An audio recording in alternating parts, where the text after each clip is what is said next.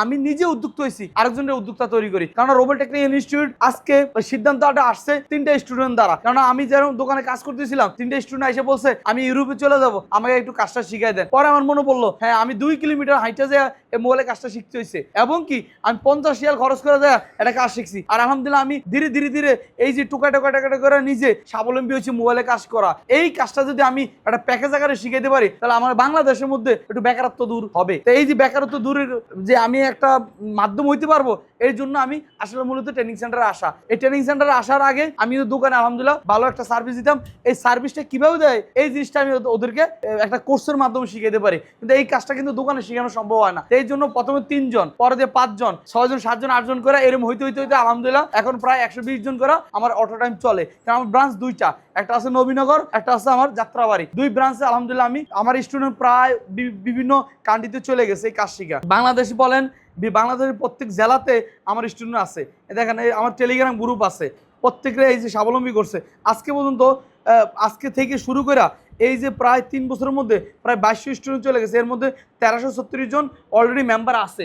মানে কি 100-এর মধ্যে আমি আলহামদুলিল্লাহ 50% উপরে আমার কর্মজীবী আমি বানিয়ে দিচ্ছি।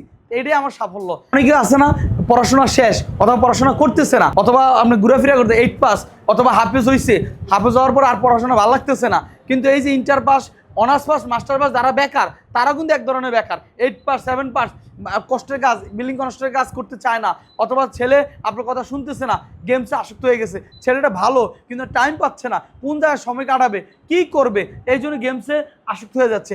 আমরা ছোটোবেলা জানতাম নেশাতে আসক্ত, কিন্তু বর্তমানে শুনতেছি গেমসে আসক্ত।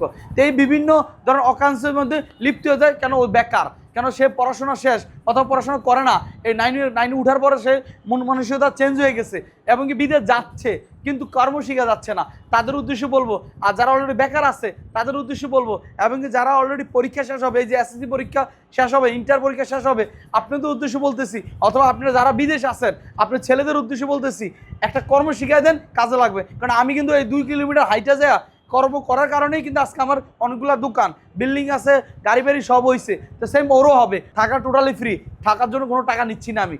মানে মোট কথা হলো যে এখান থেকে আসুক না কেন থাকতে পারবে, থাকার কোনো প্যারা নাই। কারণ আমি জানি ওই প্রবাস থেকে আসবে বা বাংলাদেশের বিভিন্ন জেলার থেকে আসবে, তার থাকবে কোথায়? হোটেল ভাড়া তো 2 টাকা লাগবে, কিন্তু আমি টাকা এই কোর্সের মধ্যে রাখছি, টাকা টোটালি ফ্রি।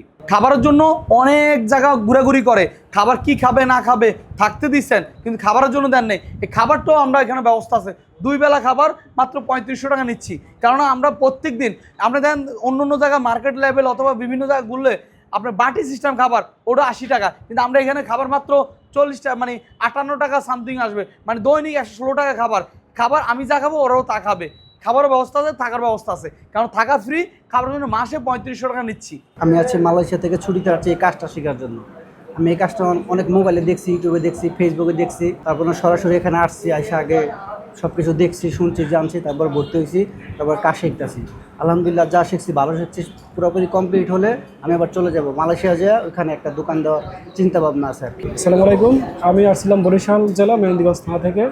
তো এখানে আসা আমার হচ্ছে ভিডিও দেখে, তো ভিডিও দেখছি, অন্যান্য আরও ভিডিও দেখছি, এখানেটাও দেখছি, আমার ভালো লাগছে এখানেরটা, পর আমি এখানে আসছি। তো এখানে আসি আমি 2 তারিখে। তো 2 তারিখে আসার পরে আজকে যতদিন আমি এখানে আসি ইনশাল্লাহ এখানের সব কিছুই আমার কাছে ভালো মনে হইতেছে, এবং আমরা যেভাবে কাজ শিখতেছি, স্যারেরা আমাদেরকে যেভাবে শিখাইতেছে আলহামদুলিল্লাহ আমরা খুব স্যাটিসফাই, এবং আমাদের সর্বদিক থেকেই স্যারেরা খুব সাপোর্ট দিচ্ছে, এবং থাকা খাওয়া সব কিছুই মানে এখানে সুযোগ সুবিধা ভালো, এবং যেই প্রাইজ আমাদের ধরছে কাজ শেখার যে মানে টাকাটা, ওইটা খুবই কম অন্যান্য জায়গার তুলনায়। আমরা সব দিক দিয়ে ভালো আছি ইনশাল্লাহ।